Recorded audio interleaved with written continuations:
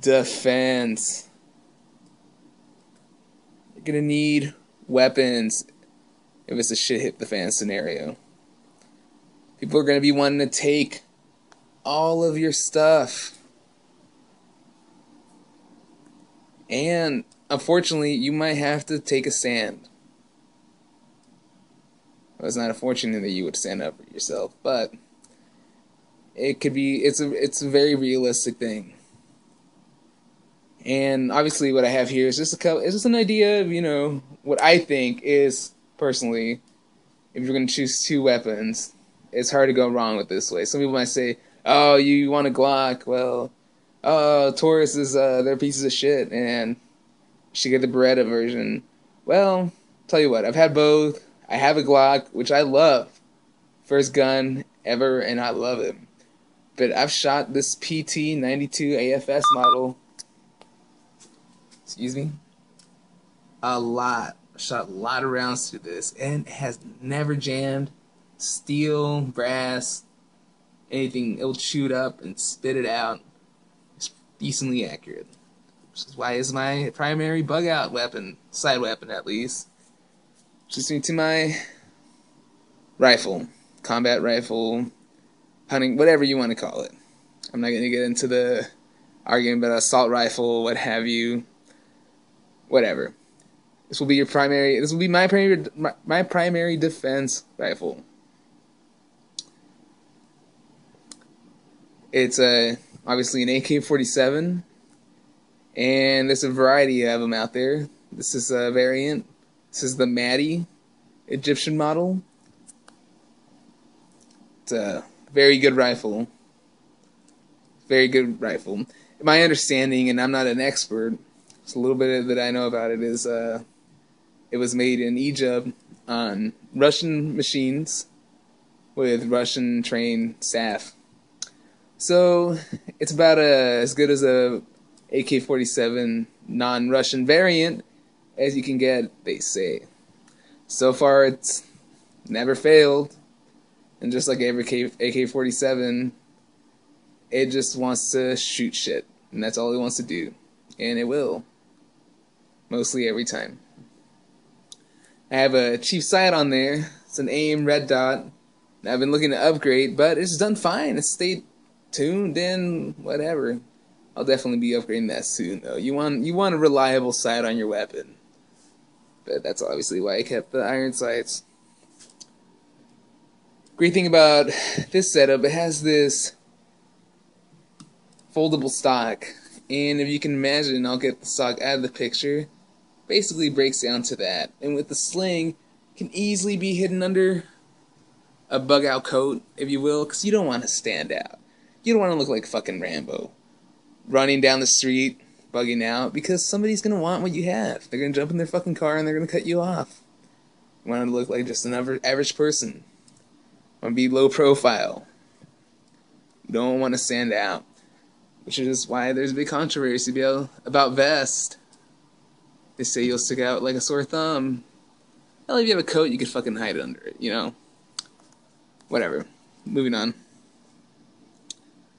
You want to get, basically, you want to get a good, reliable rifle. But sometimes you can't afford a good, reliable rifle. To be honest, I had to work up to this AK-47. When I first started prepping, my first rifle was a Yugoslavian SKS.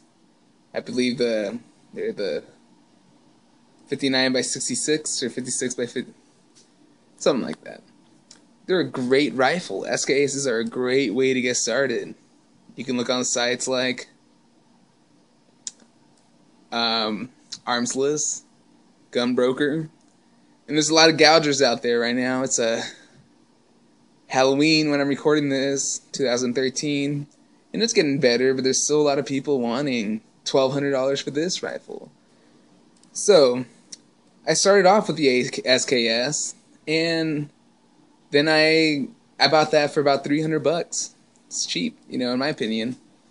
It was the time of the gun craze. And soon after that, I got this pistol on Arms List.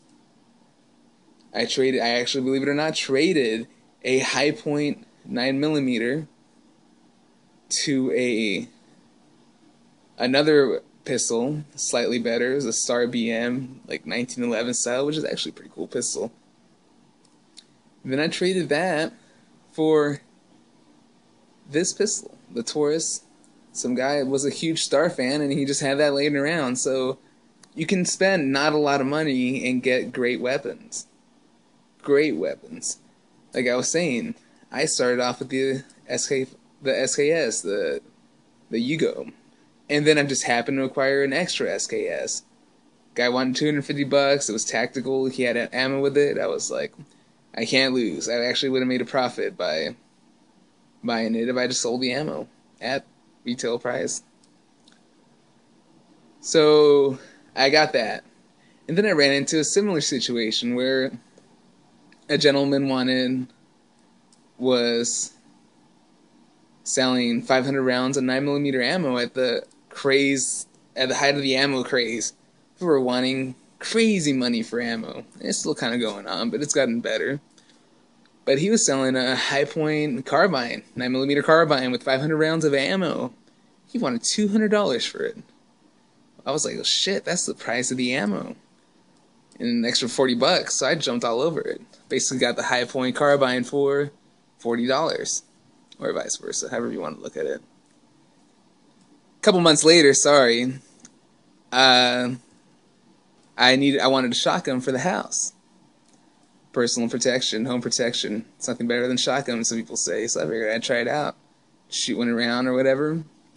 I ended up getting a Mossberg for $150. Guy was cleaning out his gun case. Talked him down from $250 to $150. About a couple other guns off of him too.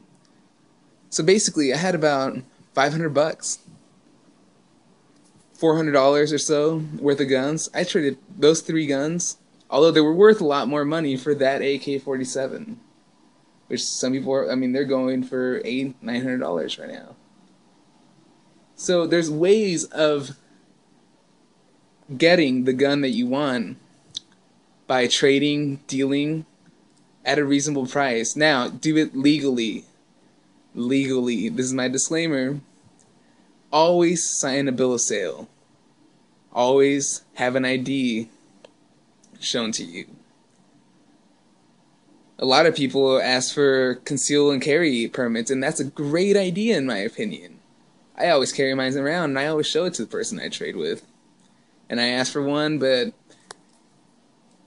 you at least have to sign a bill of sale. You want to make it legal. You can't let criminals get a hold of guns and ruin the names of good, honest, gun-owning Americans. Really ruins it for the rest of us. So if you're going to trade and you're going to do anything online, do it legally, please. Cover your own ass and look out for the rest of us. These guns fall in the wrong hands all the time. Anyways, but if you do it right and legally, you can get these guns cheaply, if you think about it. It'll take work, but not a lot of money. It'll take time, that's for sure. Moving on. Once you have your defense, obviously, you're going to need ammo. And how much ammo is up for debate. But you're going to need it. My opinion is the more the better, but how much can you actually carry? You're going to want to stash it, most of your ammo, in the place you're going to end up going. That's why you better trust those people. I would lay down my life for the people I'm going to, so I would trust they would do the same for me. Moving on. And not steal from me, but moving on. You're going to need it. You're going to need it. These things are useless unless they have food. And you're going to need to carry your ammo. Ammo is heavy.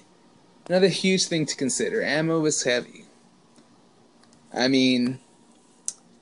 weighed them earlier, and I have 205 rounds of 7.62 by 39 on stripper clips in these ammo cases.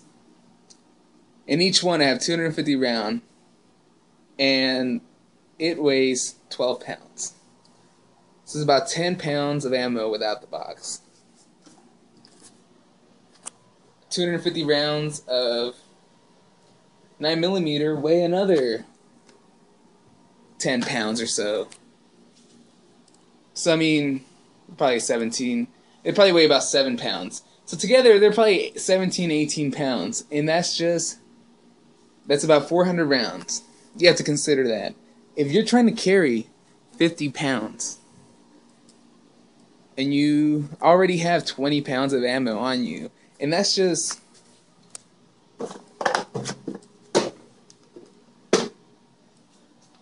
that much ammo. 200 rounds, 250 rounds. Obviously, you wouldn't carry that combination, but it gives you an idea of how much ammo weighs. 22 ammo is obviously a lot lighter. That's why a lot of people go with this platform.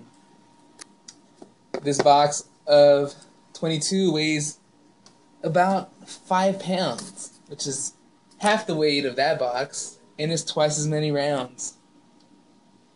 But ballistics, that's a different argument. So that gives you an idea. Weight is huge.